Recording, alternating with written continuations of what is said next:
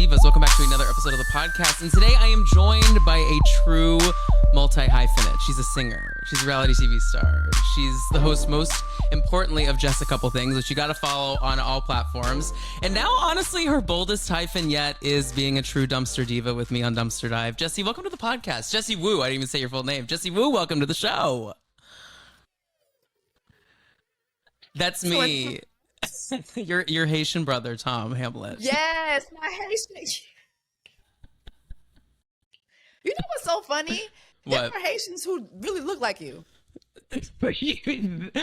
And that's where we stopped the recording. No, I'm kidding. Are you serious? I'm dead ass. Like my mom always tells a story about like when I was like a toddler, and we were in Haiti, and like we were on a jitney on one of those little the tap-taps buses in Haiti, and I was like, and I said in Creole, I was like, Mama, pour que ça gon blanc sous tap la? Like I was like, why is there a white man here? And he started speaking to me in Creole, and my mama was like, well, there are white people here as well. Okay, there's a thing called colonization. Hello. Okay, welcome to your mama's TED Talk. Well, you know, you learned something new. Yes, I am not going to try and speak any sort of Haitian languages here today, but I'm so happy to have you with me here on the podcast. Jessie and I connected on Threads through the Love Island space. You are one of the brighter lights in the Love Island space because most of the people in the Love Island space online seem to be just kind of shelling out death threats.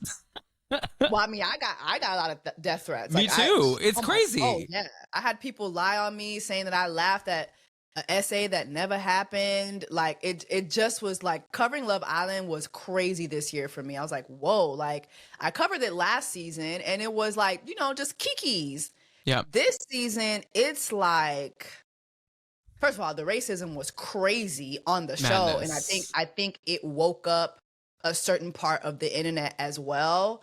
And so it was just weird as hell. So I even think I crashed out on my last Love Island live. I crashed out. I was like, baby, I need a break. This is bring back Love is Blind. Bring back Chris Colleen's raggedy ass. I can handle him. Y'all. What's crazy too is like I'm specifically on Love Island, like these Love is Blind ages a little older. Love Island, we're truly fighting over like 18, 19, 20-year-old kids. I mean, to me, that's a child still. Like, it's Literally. like, whoa, you guys put the phone down. Like, we're all trying to hee ha ha, and you're over here fighting for this woman whose name starts with an H and ends with an Uda, who is 20 years old. Like, it just was a lot. It was a lot. So I'm happy. Love is Blind is insane this season too. It's just crazy work, but I'm happy that we're gonna be talking about the Real Housewives. I feel like the Real Housewives of Salt Lake City. This is cinema. These bitches this is cinema. This is Oscar performances. So I know, I'm excited about talking about this. It makes me believe, you know, AI is taking over our world in ways that are so overwhelming. They will never take our Housewives of Salt Lake City. AI could never piece together the sentences, the storylines. I mean, this episode, we'll get into it in a second, but like we got a full deep dive into Mary marrying her grandfather, which I almost forgot even was a thing because we've surpassed that version of her. We are living in this like Mary as our comedy queen space, not Mary as a pastor who married her step grandfather. So AI could never write that storyline about a step grandfather being put in a will for a woman to pass down. It's crazy. Wait, but on Love is Blind, can you sell me? Should I be watching this season or no? Let me tell you something. Because I bowed out a couple seasons ago. This season right here, if you want to talk about dumpsters, I mean, this is fresh out of a garbage can. It's like the casting this season, they were just like, you know what? We're going to give y'all racism, ableism, homophobia, Asian hate. Like it is just it's bad. We're going to make Black women suffer like we do every season. We are going to bring on someone who it looks like might be on the spectrum, and we're going to portray him to be, you know, kind of rapey. Like, it's just bad. Like, it's a hard season to get through. It really is. I mean, there are some entertaining parts, but it's really a hard season to get through. There's a girl who's actually going blind on it. I said, well, what a way to intend a pun. What a way to Love really is blind, I guess. You know, I might be going blind by next year. What's going on? Like, this season, it's a that's mess. Crazy. It's well, see, the premise of the show, I think in its initial conceit makes sense. Like, it is an interesting conversation to have. Like, could you fall in love with the idea of a person just by hearing, you know, their voice and everything? I think, though, with the way the world is now and how racist and how ableist and how just name an ist and it's just rampant. Yeah. It's so hard to build a show around, like, but just love them for who they are, because like a lot of these people are crazy. A lot of people are wild these days. People are crazy. They're insane. And I'm just realizing too that comprehension is a lost art. We've lost that, Jessie. That's left us. Like, some of these kids should have been left behind. These are not the kids Whitney Houston was saying was the future. It's just it's not it. It's not it. And yeah, I do think, me personally, I think Love is Blind was specifically created for Lauren and Cameron. They are the gold standard. They're amazing. Like, Lauren and Cameron, shout out to them. I was at their baby shower a couple weeks ago. Like, I'm so happy for them. But I think by season 3, the show definitely just lost the plot. So yeah. Listen, if you feel down and out about your life, put on Love is Blind. That's what I'll say. If you feel down and out, if you're having a low moment, put on this season of Love is Blind. I can guarantee you will leave feeling better about yourself. You're like, damn, I'm have my shit together. Yeah. Well, let's dive into Salt Lake City. So once again, guys, we are covering Salt Lake City here on the podcast for this season exclusively. So today we're diving into episode 4. Make sure to subscribe to the YouTube channel for Dumpster Dive, as well as all of the places that you get podcasts if you want the video version of this. Wait, Jessie, also, we didn't plug your show. Tell everyone about Jessa Couple Things. Oh, Jessa Couple Things. It is my podcast that I release every Friday. Actually, this week I have a guest who will be speaking on a pretty viral lawsuit. She is one of the women who's filing a lawsuit against Lizzo. And so she had a lot to talk about. And I'm actually really proud of this sit down, especially for her. She didn't do any mudslinging. It was literally just telling her experience. Yeah. And so, you know, on my podcast, I really like to talk about like just pop culture, you know, and the happenings, but I am trying to pivot into doing more interviews. So I I'm thankful for this one. It's a really good sit down. It shines a light on the mistreatment of people in the entertainment space when you're going to work for folks. I think a lot of people think that in the entertainment space, it's all glam. You know, you're working for a celebrity and it's all cool, it's all fun. And it's like, nah, it's a lot of people get taken advantage of financially. Your time gets taken advantage of. A lot of people don't understand how medical care works in the entertainment space, how oftentimes it's not readily available. Like, it's a lot of foolery that happens. Yeah. And I think that this sit down that I'm going to have with her name is Asha Daniels, it shines a light on that. So I look forward to people watching it. But every Friday, 10 a.m., new episode drops. Yeah, go check it out, y'all. I'll make sure to tune into that one specifically. That sounds great. I think people really don't understand how little money there is in entertainment unless you are at the top of the entertainment business. I think it's very misunderstood that, you know, people are ranking in tons of like I shot a movie this summer for a network. I'm not even gonna say the network yet, but I shot a movie and my paycheck was $4,500. No, that's a mess. Yeah. No, How are you supposed to? how are you supposed to live off of that? Like, you know, I think people just have this notion that, oh, it's all glam. And I get it, because celebrities, or, you know, a lot of folks, they look like they're over consumers, and, you know, they're at this fashion show, that fashion show, or this event and that event. And you don't know, these people be like one paycheck away from poverty. Like, it doesn't look like it because they have a blue check, but yeah, it's bad. Yeah. It's bad. Agreed. Well, you know who's also one check away from poverty is a lot of the Salt Lake City housewives, I think. That Utah is built on sand and MLMs. Like, what is it's gonna fall eventually, don't you think? I mean, all these businesses. When Lisa Barlow's trying to do whose business is worse off, I'm like, girl, I think you should just leave it. Like, don't do this here. Don't do this on camera, because everyone at that table has some sus work under on their resume. Everybody, even Heather with her books that nobody buying. Please, a third book. She got a third book deal. Please. What are we doing? What else is there to write about? What are we talking about? Please tell me it's a work of fiction. Like, please. At this point, please. Please, because what are you talking to us about? Please, let's be real. Well, you know what, though? People will buy it. People love her. I am not a part of that camp. I think she's hilarious. I think she's entertaining. I wouldn't say I love her. I think she is entertaining, though. Yeah. But she be doing the most. They all are. But so we open not moster than Lisa, though. My God. No, she's the queen of the most. So we open up on, we're still back in this bizarro dismissed lawsuit luncheon. Lord. And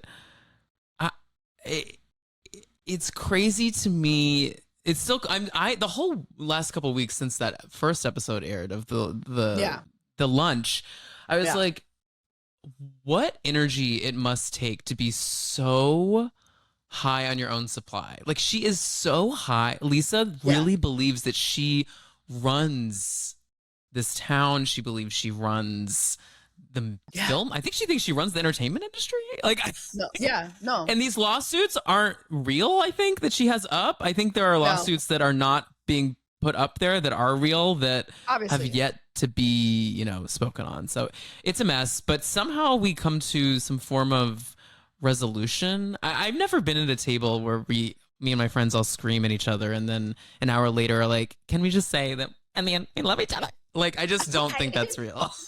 I love you all, even though ain't no I love you all, bitch. You just was screaming at me, and you be throwing drinks, and just like I think, like, out of all the housewives, like out of all the franchises, the two housewives to me that just are so dangerous in their behavior is her and Tamra Judge. Like, just the way, like, there's this switch that turns on, and they both just start yelling and screaming and saying the most, like, obscene things. It's like, what is going on? And then, I love you, girl. What?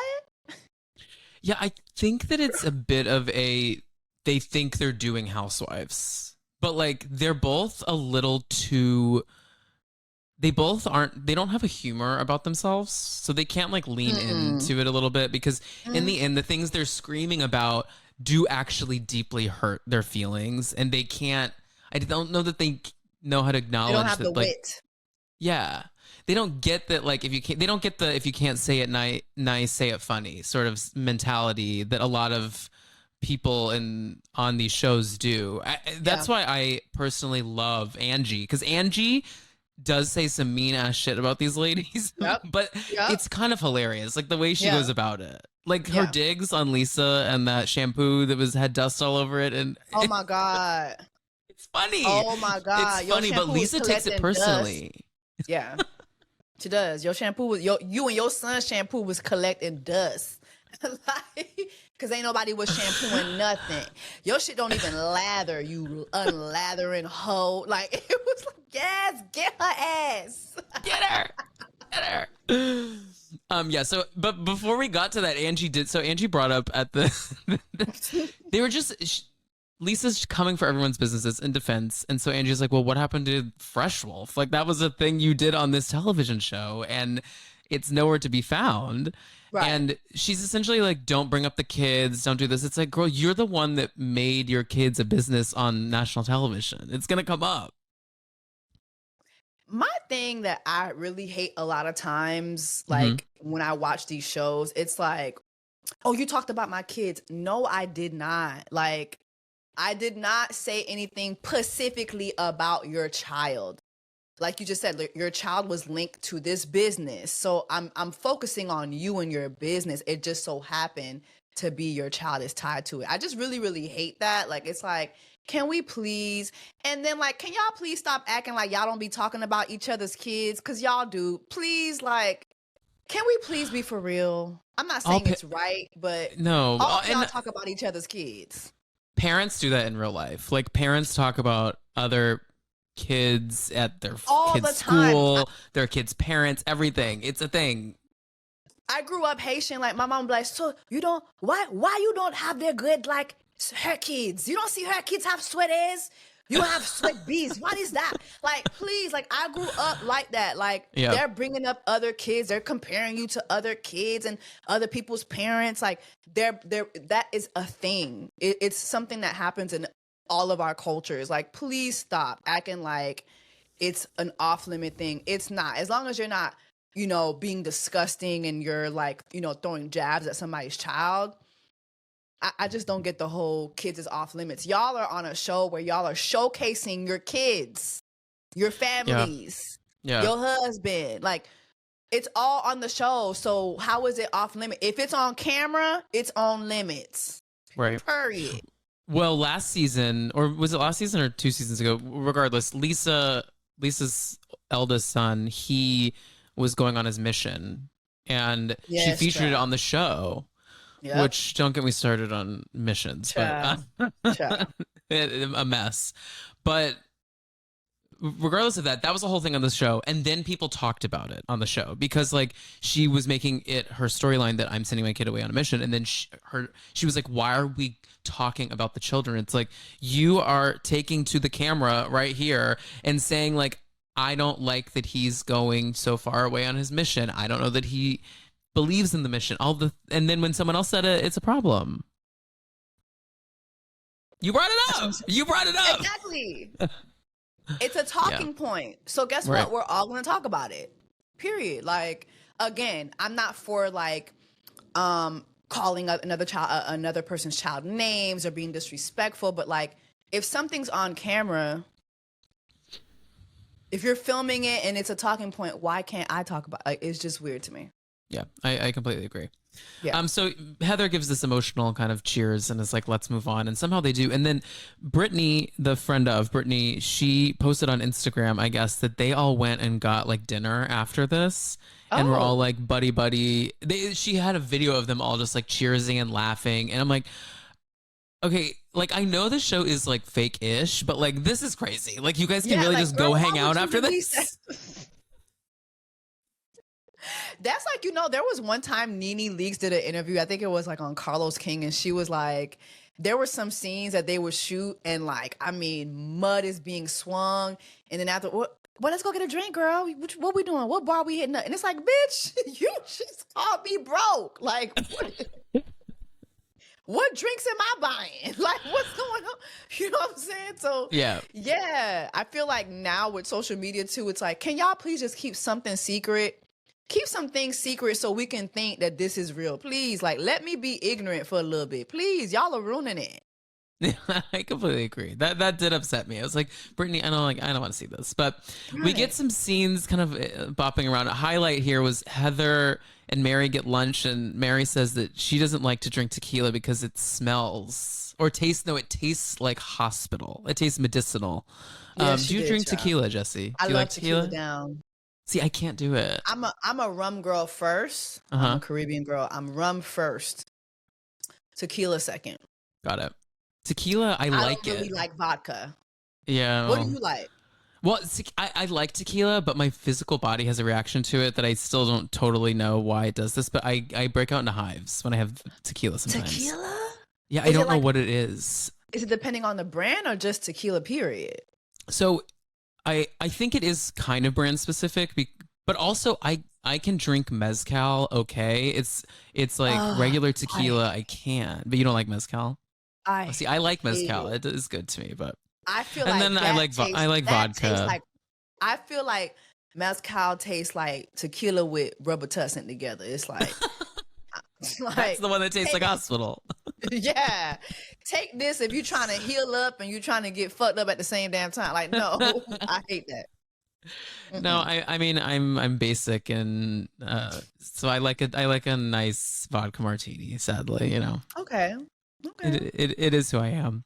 I love Mary returning to It Tastes Like Hospital, because, you know, season 1 she said that Jen Shaw smelled like hospital. She did. Yeah. And it's a savage read, and it also is very specific, and I think we all generally understand what that means, though, because there is a very specific sensory like recognition to a hospital. Like, and I don't want to be around anything that tastes or smells like hospital. No. Absolutely not. No. Absolutely not. Except for the apple juice. I'll take the apple juice. I love the hospital apple juice for some reason. So good that you punch the straw into. Yeah. That sounds good. I want some right now. I love it down. Next we get this little moment between Whitney and Justin. Now, this had me actually cackling. They were filming a scene.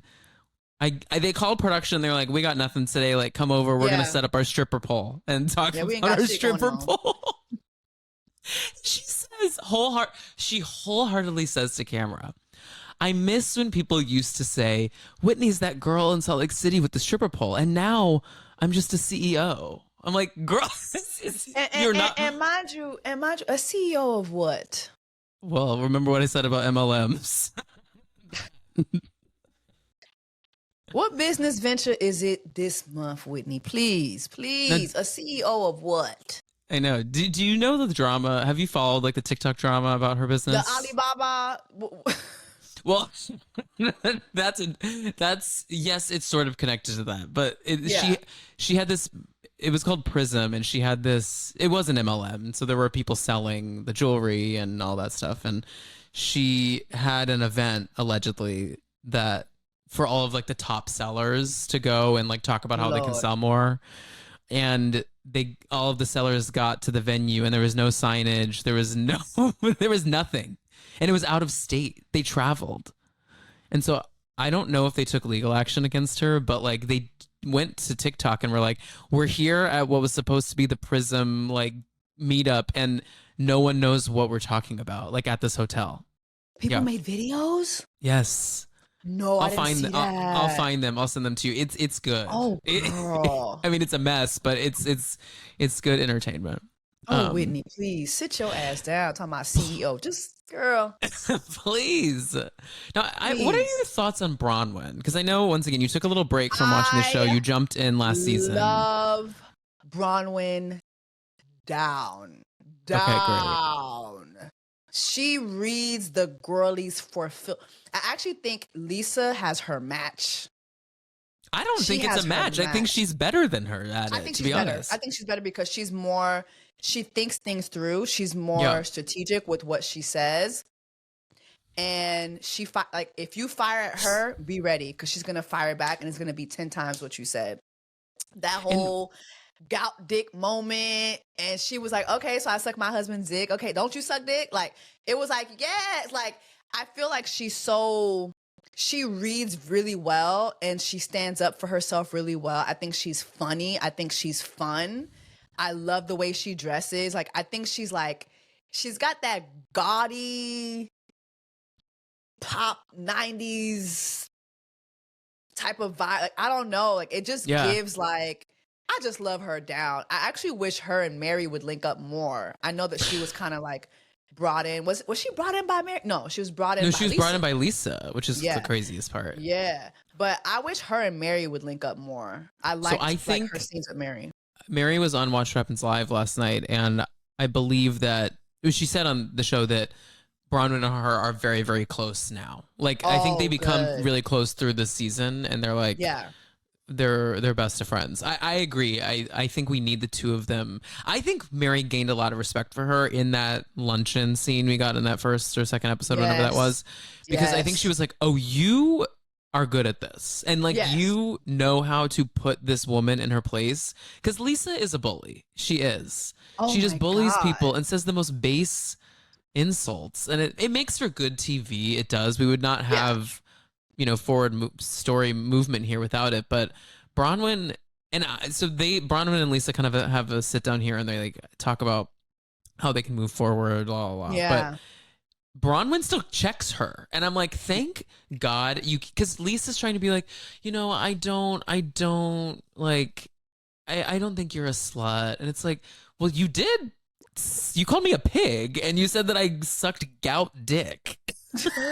Like literally, that you suck gout dick for money. Like literally, like, and then like you went on a campaign to talk about a necklace that like it just was like you were talking about shit that had nothing to do with you. Mind you, you're throwing stones from a glass house.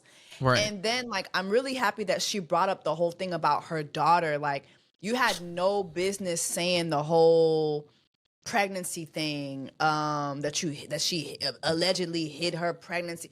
Like that's a fucked up thing to say, and Lisa knew exactly what she was doing by saying that. Like you knew what you were doing. Like you hit really low below the belt, and then when she brings up, well, you said this about my husband, that girl never said nothing about your husband. No. Like literally, like please, like it's just I'm really happy that she's checking her. But she's letting her know, yeah, I'm, white flag and all, but this white flag will turn red really quickly. Yep. Really quickly. Agreed. Like, and the thing about the kid that she brought up about like her ex-boyfriend and then the kid and the parents and everything. Yeah. Lisa is so aware of this television show, probably more than anyone else. That's what she's so inauthentic, I think, in a lot of ways. She's heavily produced. Right. And so she knows when she brings that up, she can claim she didn't know. She can claim that I didn't do that out of malintent. But it's like, well, what were your intentions of bringing up like my family drama on the show? It was going to be something we never talked about. What was your intention there? What is your intention? Like, what is your intention when you say, oh, well, they said that you was hiding your like, what is your I really want people to be for real. Like, because this is not just a housewives thing, but it's just like in everyday life. Like when people say certain things, it's like you really gonna act like you don't understand the ramifications for what you just said. Like, please be for real. Please be for real. Some things just need to be left in the group chat, or some things journal it, bitch. You don't need to say it for the cameras. Like, it just was too much. It was too much. And then imagine saying that, mind you, this is supposed to be your friend. You know her daughter. So her daughter's going to hear this. It's crazy. It's also, let's go back to our other point, for someone who doesn't want the kids brought up. I just like put that together. Jesus. The woman is unhinged. She's unhinged. Her through lines are just not there. It doesn't work. Unhinged. Next we have this. So we talked about this a little bit at the beginning. I want to dive into the Mary and her church. The church. Yes. I think we're not getting the full story here. The church has been closed for renovations for 2 years. Now, the inside of this church, I'm sure someone's doing this on TikTok somewhere. It doesn't look renovated to me. It looks the same as it did before. And I'm trying to understand what the reasoning is behind. And I love Mary, but there's something weird going on here. Yeah.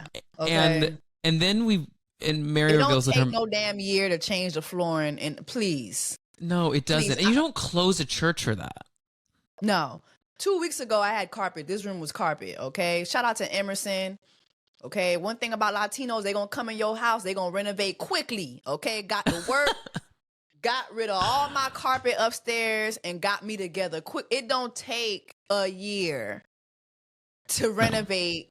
And then it's not a massive church. It's not a big ass, it's not a cathedral, lady. Like, please, like, stop acting like it takes forever to change certain things. Like, something is very, very off.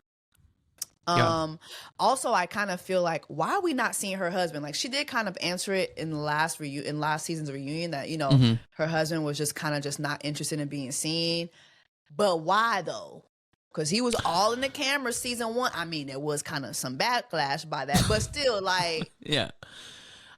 I think their relationship is incredibly transactional. Like, I think that there are some. Now, this is I don't know this, allegedly. I think that there's probably some inner workings in, like, their marriage, like they cannot get divorced, or she no longer has access to the church anymore, because this is a thought that I've had. Once again, this is not something I know, just because she talks a lot about how the reason she married her step grandfather, which is what he is because, which is crazy, because her grandmother was like, I need you to take on the church. I don't want your mom, my daughter, to take on the church. And the only way I can do that is through my marriage. So you just have to marry him. And somehow they had a kid. Those logistics I don't need to spend too much time thinking about. and here we are. I think they can't ever split up. So I just think they live very separate lives. My Lord. Yeah. What a mission to bestow upon your granddaughter. Like, what is going on? Now, what is going on? That is not the work of the Lord. I'm here to tell y'all that's not the work of the Lord. I was trying to say that in a way that wasn't. That's not the work of the Lord at all. No. But you know what? You might be right. But in addition to that too, I'm kind of like lost on, like, okay, what is Mary's role going forward? Like at the church? When it comes to like the church, and like, just like, what is your role going forward? Like, are you going to be leading congregation? Are you going to be leading the sermons? Like, are you going to be, what's your ministry, Mary? I kind of want to get into that this season. Like, what's going on? What's your ministry? What has the Lord told you to do with your ministry in Utah? Ms. Mary? It's interesting, because if it really is your ministry, like, you left the church and the congregation seemingly once again, I don't know, but seemingly unattended for 2 years. Yeah. Like, that doesn't. I grew up in the church. Like, that doesn't feel like I grew up going to the church every Sunday and Wednesday. Right. I've never once was like, we're remodeling. Go find another church for a little. No, it's weird. Nah. Like, the doors of the church gonna stay open, period. Like, you don't just stop leading your sheep. So it's like the shepherd just left the sheep. Like, what is the sheep doing? Jesus never did that. Yeah, he wasn't just gonna know. leave his sheep stranded. Like, that makes absolutely no sense. And church is big business, especially in Utah. Like, it is big business. You don't just close down the church for 2 years. Like, what is happening? Like, what really happened? Like, is there a scandal going on? Is that the real reason why she closed the doors of the church? Like, is somebody trying to take Mary's place down in the church? Like, what's going on? No, that sounds interesting. I feel like there's a whole show in there, in that church. But, and also, I have to imagine that being a non-Mormon, like, religious space is far and few between there, and business has to be booming, because there's not that many options for people who aren't Mormon there. Like, that's just everywhere. Let's just keep it real. It ain't a lot of black churches down in Utah. Okay, yeah, that too. So again, Miss Mary, Pastor Mary, what's going on? Tell the congregation what's the truth. You don't just close the doors of the church for two years. And then, all right, well, let's open it back up. Girl, what? It's time to open up shop again. That's not how this works, okay? No. Now, so Mary's mother just passed away, and she's sitting there with her cousin, and they really go into I think in season 1 it was more of a punchline, to be honest, that she married her grandfather. In this, she's being pretty open and honest about kind of that's just what grandma wanted, and I just had to do it against my better judgment. Yeah. I need a full, like, 120-minute long documentary. I need to sit down from every person in that family. I just feel like we will never get the full tea on what happened in that church when grandmother was passing away. No, seriously. this is one of the reasons why I really look forward to Mary and Bronwyn connecting more. I feel like they should be more closer because they both have mother wounds. Yeah. When she talks about her mom, it's just pretty clear that her mom did not like her. Like, just did not like her, wouldn't piss on her if she was on fire. Like, it just gives that. And also it kind of gives that she's still dealing with a lot of the hurt, the residue of her upbringing with her mom and her mom not liking her and her mom not just mistreating her, but mistreating her siblings as well. But it just feels like Mary got a big brunt of it. So yeah, like I think there's even more tea there. Yeah. Even more. Because agree. again, like going back to your grandmother too, wanting to skip over your mom to get to you so much because she wanted her inheritance to go to you. She didn't want your mom to touch it. Like it's just so much. It's so much there. And her cousin says that her mom showed up to the church and had to be escorted out by security or the police because she was like trying to take over a coup on the church, essentially, which is like on the church is insane. It's crazy. Church coup. A church coup is insane. Church coup is so funny to me. A church coup. That's insane. It's a funny turn of phrase. No, it's insane. and mind you, like again, like, you know, because I don't know what's the dynamic in your church or the churches that you grew up in, but like in the Black church, who the church is passed down to, that is a big deal. It is dramatic. It is a lot. Like even recently, like I'm looking at TD Jakes, like I felt like he was passing down his ministry to his daughter for a year straight. I'm like, every Sunday you gonna have a presentation about Sarah taking over the church? Like, how many speeches we on? And now I bestow to you. Like, how many Sundays we gonna do this? I'm tired. Like, it is a we get it. You're leaving. We Just get go.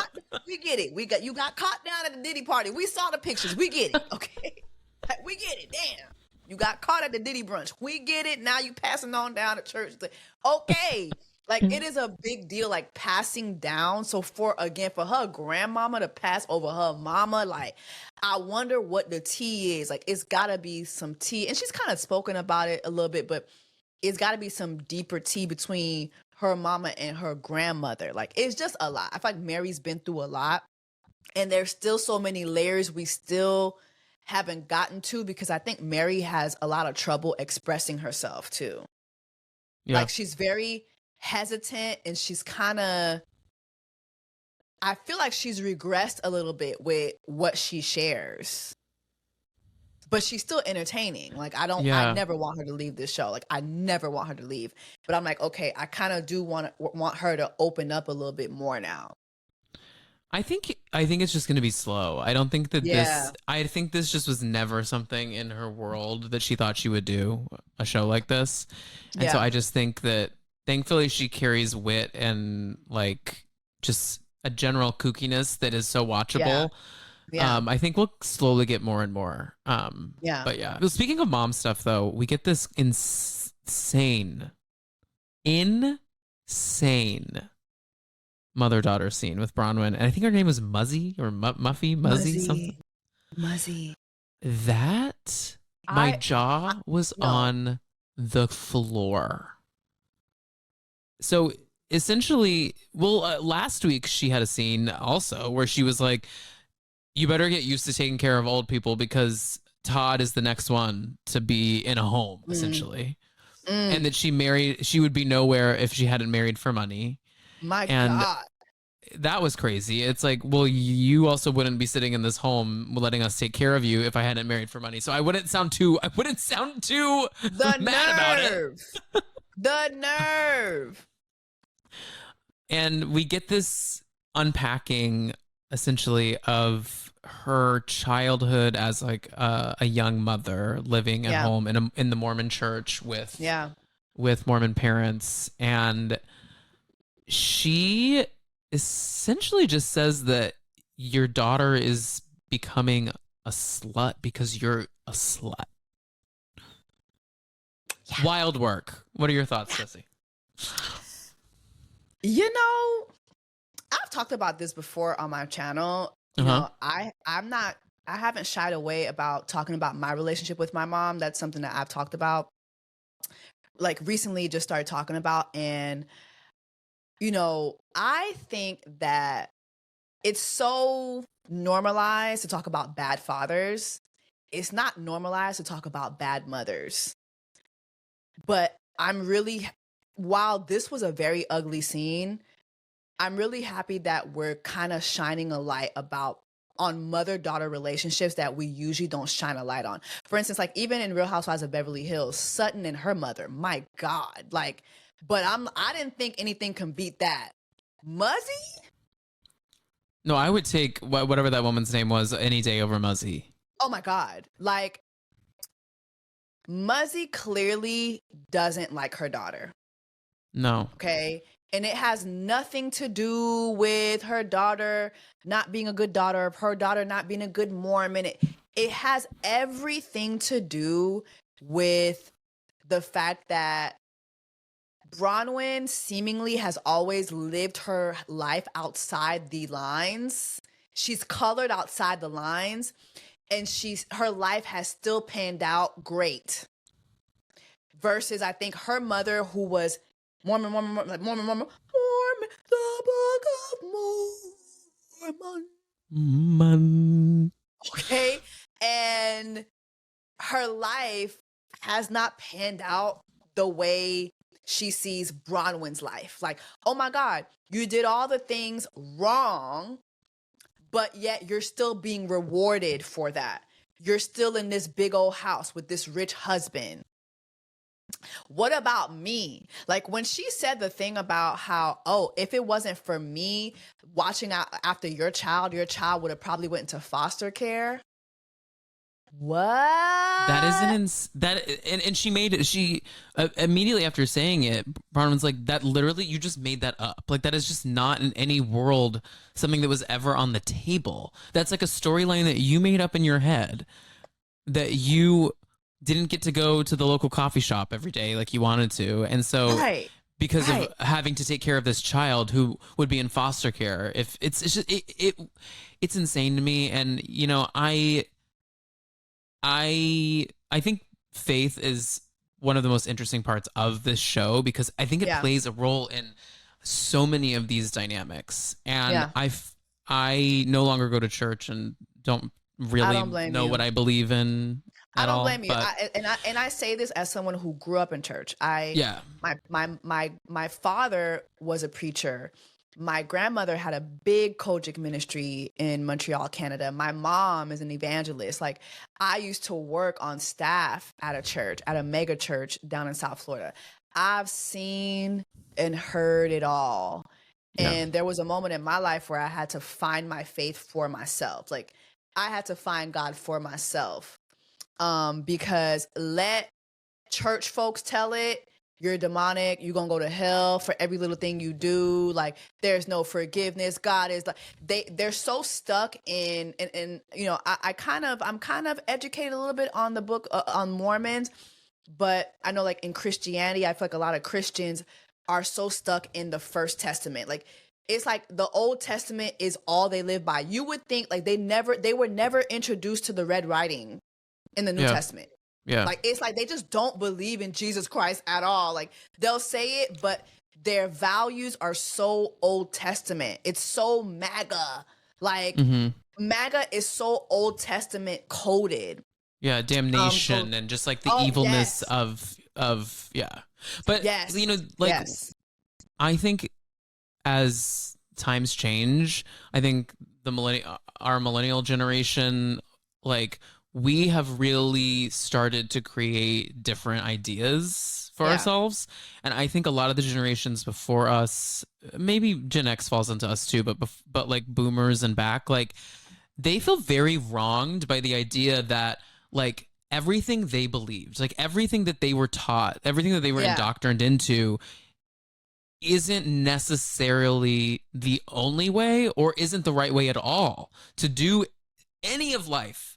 And Mormonism indoctrinates so many people, especially so many vulnerable people. Yeah. And indoctrinates them into this world that is just not real to me. Yeah. And I think what Muzzy's dealing with, I think you said it perfectly. Like, Bronwyn is living a life so anti what she taught her to do. Yeah. And has further success than Muzzy ever dreamed of. Like, I want to ask Muzzy, like, what did you want to do? Like, what was your dream when you were a kid? No, literally. Not after you got baptized. Like, I'm talking about, like, when you were a kid. Yeah. What did you want to do, and did you do it? Right. And you know what? A lot of times, I feel like if you were to, like, for instance, I feel like if you were to ask Muzzy that, she wouldn't be able to tell you. Yeah, I know. She wouldn't even be able to tell you because her life was Mormon down. Like, when I look at my upbringing, my mom always encouraged me to sing in church. You know, I always wanted to sing, and it's like, no, but sing in church. Sing for the Lord. Sing for Jesus. Right. You know, the Bible, yes, that's the book for me. Not that Whitney Houston shit you singing. No.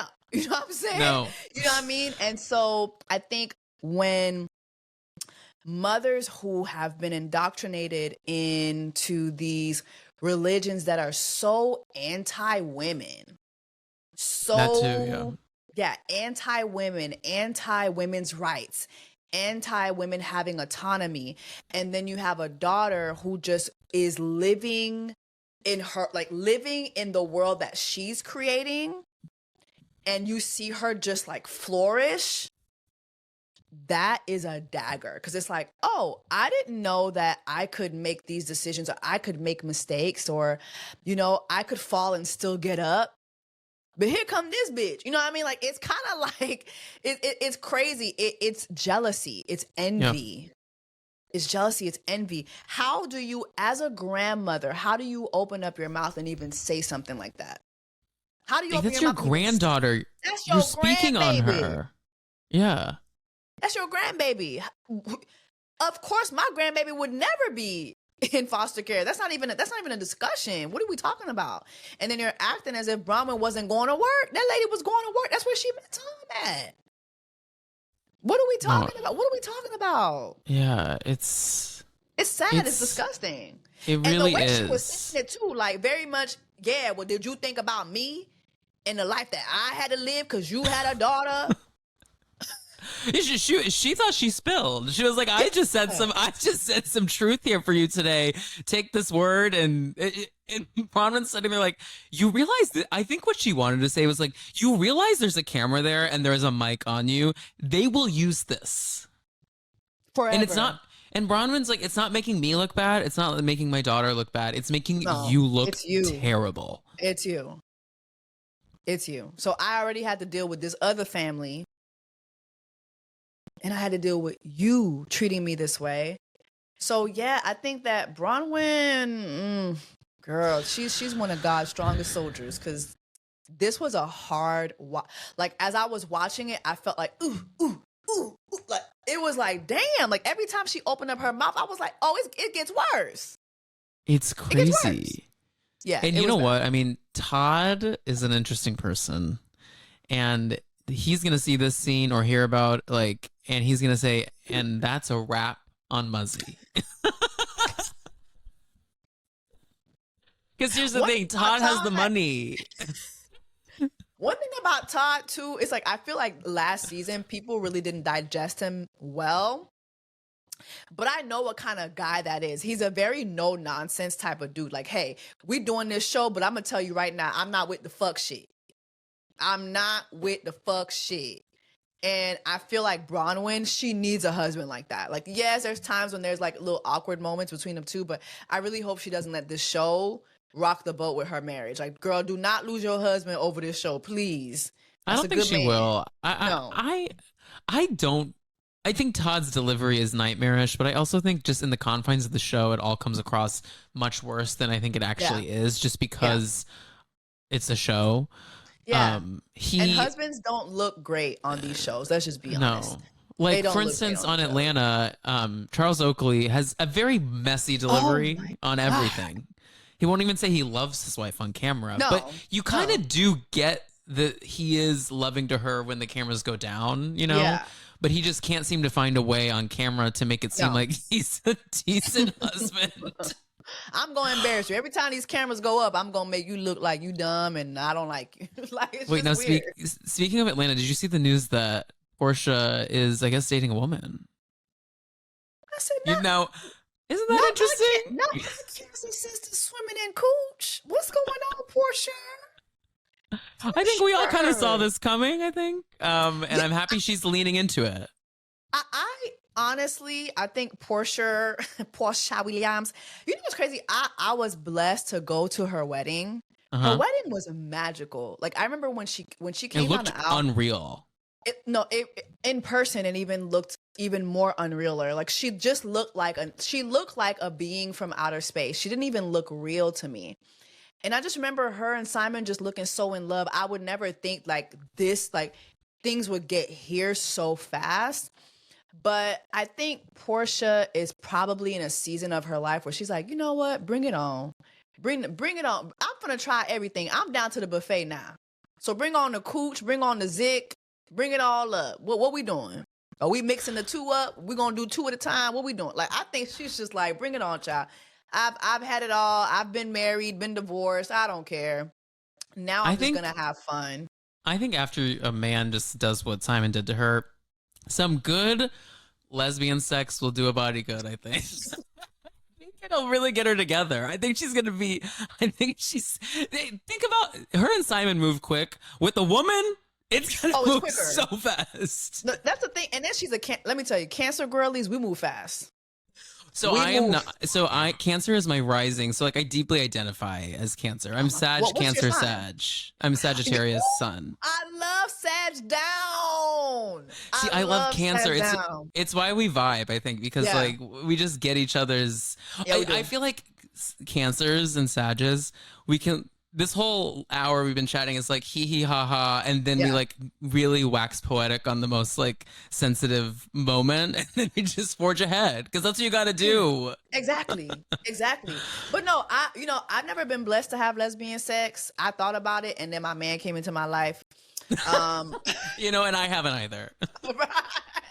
So I didn't get to dive on in, but I will say I think that there were some videos that were released with Portia and this supposed woman that she's with. And she looked very smiley and very, very cheeky, very rose in the cheeks. So I guess we'll see. I hope we get to see this play out on the show. I'm excited. Because this last season, Portia, and I love Portia down, it wasn't a good season for my sister.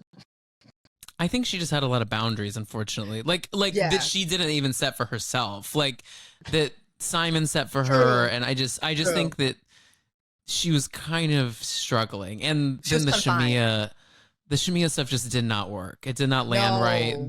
No one wants to see a friendship fall apart. Like it was tough stuff. It didn't work for neither of them. So I think Shamia, I hope going into this season, girl, you've moved on. Leave Portia alone. Portia, you stay over there, and maybe like maybe 2 years down the road, y'all will get back together. But yeah, I just felt like it was a lot, and I don't want to see it next season. Like, please, let's both of y'all move on, please. I don't want to see this. I don't want to talk about this shit. The shit was very annoying. Watching their whole thing unfold was very annoying. What are your thoughts on K. Michelle joining? I love it. I love it too. The only thing is, I feel like Pinky was a wild card for me, and I like Pinky. Oh, wait, is that the other woman joining? Yes. Okay, got it. I don't know who that is actually. She owns Slutty Vegan. It's like it's a very popular vegan burger franchise that she started. Mm-hmm. I just don't feel like Pinky gives me housewives. Like, I feel like putting Pinky on the show, y'all might as well have just kept Candy. Like, bring Candy back. Yeah. That's how I feel. I'm seeing Pinky. I think I know who this is because I have been to Slutty Vegan before, I think. Or I know about it. Yeah. Yeah. She does have a lot of tea, though. She has a lot of scandals when it comes to her workers, not paying her workers, allegedly not paying her workers. There's been several lawsuits filed against her by her previous workers. So I think they're probably going to focus on that. And I think her and what's the other girl who joined last season, the waffle lady? Kelly. So I think they'll have a little bit of stuff in common. Because we both don't pay people. and Drew for a matter of fact. Yeah, y'all three Drew, I don't want to see Ralph.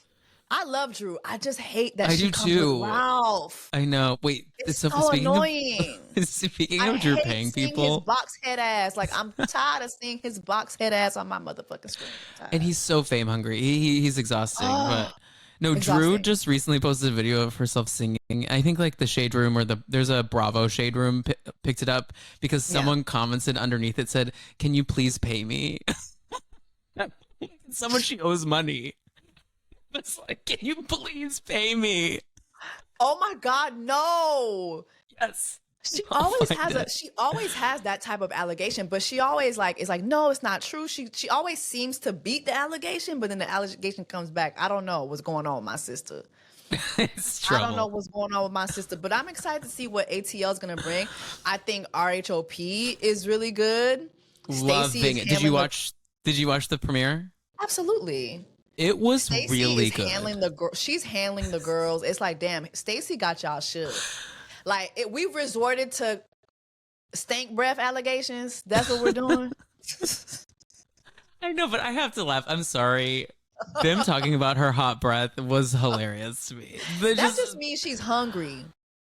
You know when your breath. You know when you be hungry, your breath be like halitosis. That's just it's hunger. It's hunger. It's coffee and like.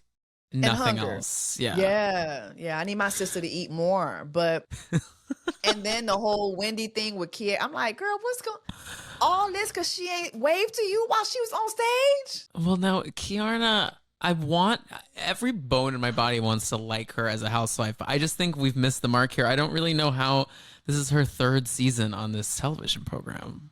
She doesn't have.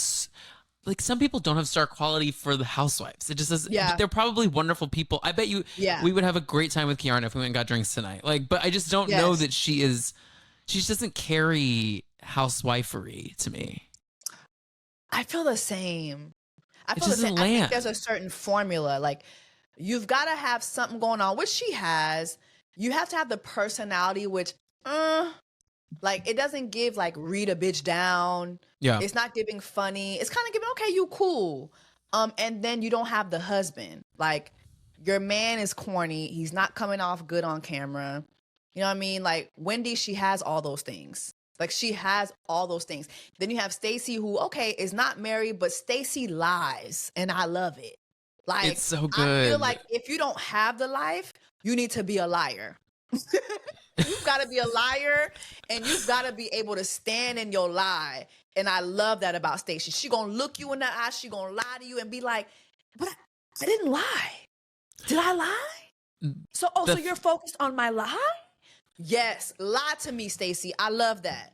Lie to me with your stank breath. I love it down. Yes. There are so many holes in this story that her and her husband, the divorce was finalized when they were on the sand beaches of Tulum, and they looked at each other in the eye and said, let's not do this. I'm sorry, it is not true. That did not happen, and you owe that man TJ money. I'm sure of it. You owe that man money, and your ex-husband is now saving your storyline, okay? But I ain't mad at it. Lie to me. No, I'm not either. We're talking about it. It's so good. Yeah. Listen, Housewives to me is about either having the life or lying about having the life. Give me one or the other. And that's the thing that's not working for me when it comes to Kiarna. It's like, you're not giving me nothing. You're just giving me annoying. Like, it's just, you're annoying. So yeah, and I think that transcends to our Salt Lake City ladies as well. A note for all housewives. If a housewife ever gets to this, like, you just gotta just lean in to whatever it is. And if that's lying, baby, that's your story. Period. Well, Jessie, this was so fun. This flew by. It's your dream. I'm so happy that we got to connect online and connect here. Tell everyone about where they can listen to you, follow you, all that. Yes. the Jessie Woo on every platform that is social media. And again, if you want to listen to my podcast, it is Jessa Couple Things on every platform that streams podcasts. And yeah, right now I'm reviewing all the Love is Blindery, and you know, from time to time I'll review like some pop culture stuff. So yeah, follow me on YouTube as well, the Jessie Woo on YouTube as well. And yeah, thank you so much for having me. This was fun. Have me back, child. Have me Whenever back. you want, babe. You're welcome back anytime. And hit me up when you're in New York. Please, seriously. And listeners, you can follow me at the Tom Hamlet, as you know. And also, most importantly, make sure to subscribe to the podcast on the platform of choice and rate us 5 stars. Rate just a couple things 5 stars. Those things help us, you know, continue to grow. Because we are 5-star divas, period. Yes, that's us. And we will see y'all next time. Say bye to the listeners, Jessie. Bye. Bye.